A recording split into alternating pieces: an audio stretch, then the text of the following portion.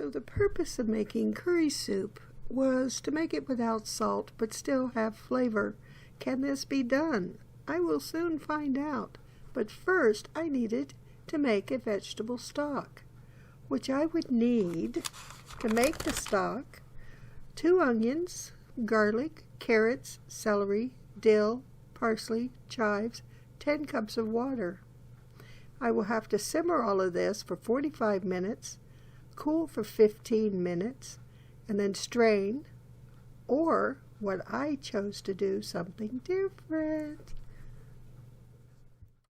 So now it's time to improvise. Since I didn't have any carrots in the house, I did, however, have bags and bags of frozen vegetables, which contain carrots, broccoli, cauliflower, and I had plenty of onions. I had 2 giant bags of onions that I cut up into small parts, and I usually put them in the refrigerator after they've chilled for like 2 days.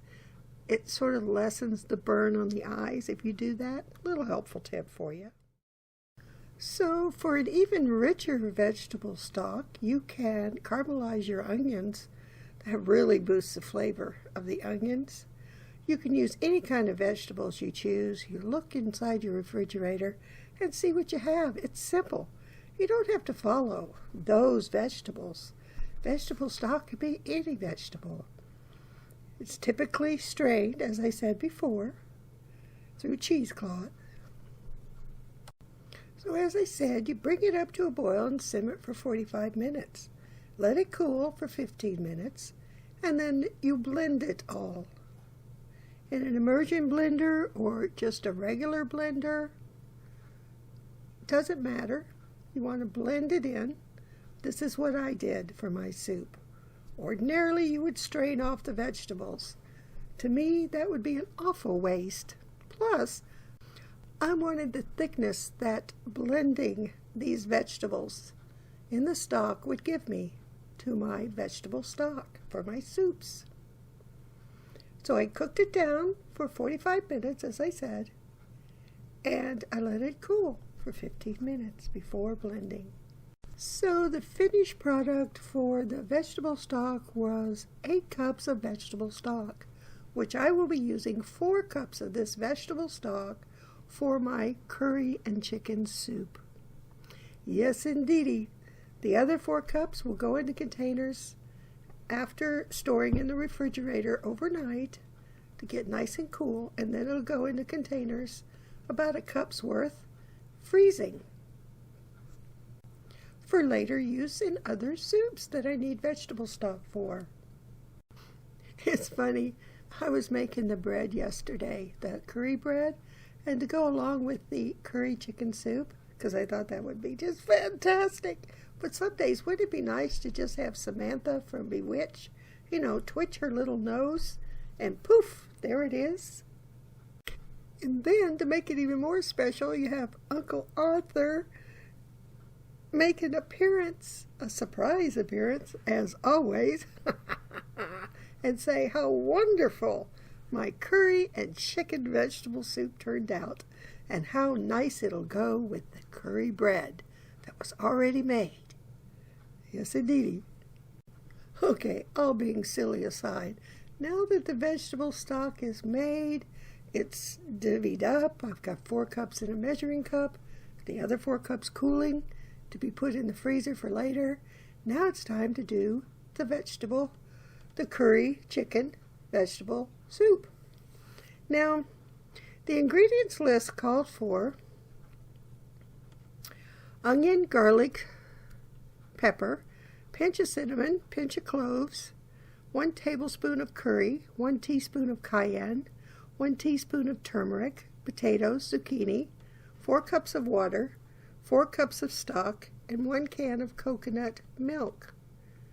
Now, I don't have any coconut milk, and I figured I won't need to add any milk to this because it's going to be thick enough with the vegetables that I pureed. So let's continue. So I have in stock a lot of different dehydrated vegetables and sorts, and I have these dehydrated potatoes that I was saving back to use for soups this winter. I had ordered all this last summer. So I decided, yes, we're going to put a cup or so, maybe 2, of the dehydrated potatoes into the 4 cups of stock with the 4 cups of water. And I've already added all of the spices. I'll add a list at the end of this video what the spices were. Or wait a minute, I have something better. Okay, I don't know how much better that is, even if you can read it, but it's 2 onions, about 3 or 4 cloves of garlic, 3/4 teaspoon salt, but I didn't add salt, 1 teaspoon of pepper, a pinch of cinnamon, pinch of cloves, 1 tablespoon of curry, 1 teaspoon of cayenne. I used a little less than 1 teaspoon. 1 teaspoon of turmeric. It called for about 3 big ones, potatoes. There's 4 small potatoes, or maybe white and red.